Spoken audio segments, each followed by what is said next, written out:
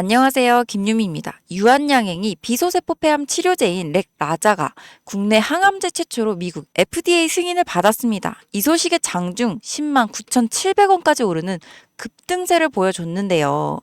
유한양행 조욱재 사장은 이번 FDA 승인이 글로벌 탑 50위 안에 드는 실적을 달성하기 위한 초석이 됐으면 한다고 밝히기도 했습니다. 이 말은 즉, 이 제약 바이오 섹터 또한 결국은 미국을 통해서 성장을 할 수밖에 없다가 되는 거죠. 그래서 저희는 이번 미국 대선 또한 관심 있게 봐야 하는데요. 여러분, 최근 미 대선들의 토론회가 있었죠. 저는 이 토론회를 통해 우리가 2024년도에 집중해야 할 테마를 알아낼 수가 있었습니다. 먼저 미국의 현재 상황부터 알고 계셔야 하는데요. 미국은 현재 의약품의 80% 이상을 수입에 의존하고 있습니다. 왜? 모든 면에서 강대국인 미국이 의약품 하나 생산하지 못해서 수입에 의존을 하고 있을까요? 이유는 바로 대형 제약사들이 자신만의 이익만 생각하고 돈이 되는 약만 개발하고 생산하기 때문입니다. 그러니까 더 쉽게 말씀드리면 감기약, 두통약 등등 우리가 손쉽게 구할 수 있고 복용할 수 있는 약, 일명 제네릭 의약품은 돈이 되지 않으니 개발하거나 생산하지 않겠다는 게 미국 제약회사들의 기업 방향성이라고 할 수 있습니다. 이러한 미국 제약회사의 행보로 인해 미국과 인도, 이 두 나라에서 제조한 의약품을 수입할 수밖에 없는 상황인 건데요. 그리고 이러한 상황에서 문제가 발생된 겁니다. 바로 공화당과 민주당, 이 두 곳 모두 중국을 싫어한다입니다. 현재 중국을 끊어내기 위해 두 후보 모두 대선 공약에 중국 수입, 수출에 대한 관세를 올린다 강조하고 있고, 아시다시피 미중 무역전쟁 과거부터 지금까지 계속 진행 중이죠. 자, 그럼 중국은 끝이라는 거 더 이상 말씀 안 드려도 아시겠죠? 남은 인도를 한번 살펴볼까요? 인도 좋습니다. 그리고 인도 정부도 미국에게 긍정적인 반응을 보이고 있어요. 하지만 인도는 2019년 기준 인도 제약사들의 FDA 검사 통과율이 제일 낮은 걸로 유명합니다. 이건 즉 인도 제약회사는 제조 퀄리티가 나오지 않는다라는 말인데요. 추가적으로 의약품의 가장 중요한 건 뭔가요? 안전과 청결이지 않나요? 근데 인도는 2022년 미국 FDA 실사단이 인도의 제약 공장을 조사하던 중 쓰레기통에서 아세트산에 젖은 문서와 구석, 비밀봉지에 파쇄된 상태로 있던 약물 테스트 데이터 문서를 발견하기도 했고, 인도 제약공장 임원들이 데이터를 조작하고 은폐하려던 흔적도 발견되기도 했었죠.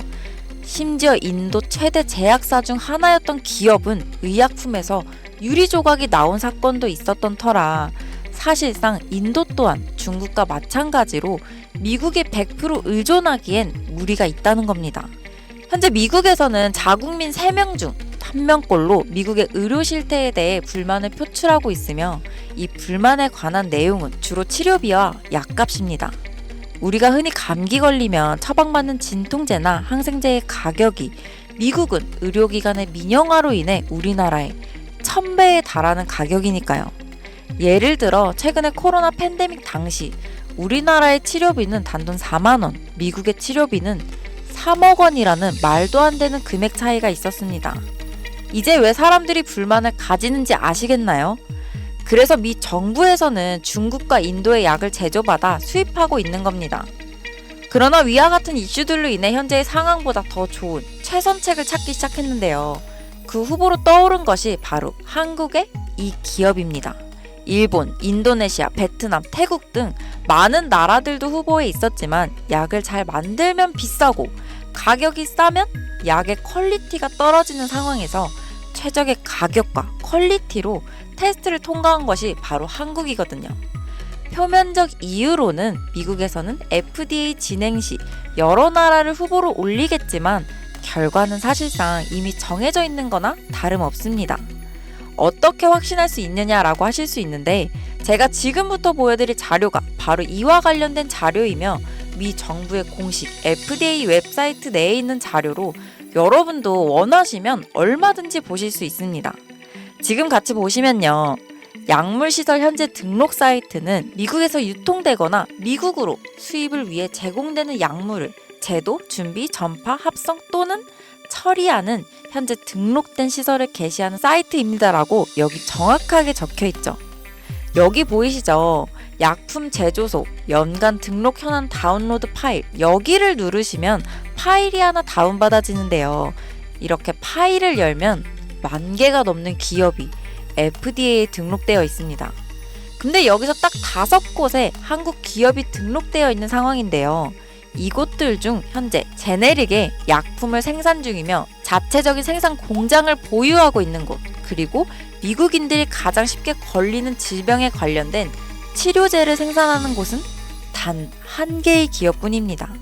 그리고 이 기업이 바로 현재 미국 식약처의 테스트에 통과하고 FDA 발표가 나지는 않았지만 이미 등록되어 있는 바로 제가 말씀드린 그 기업이죠.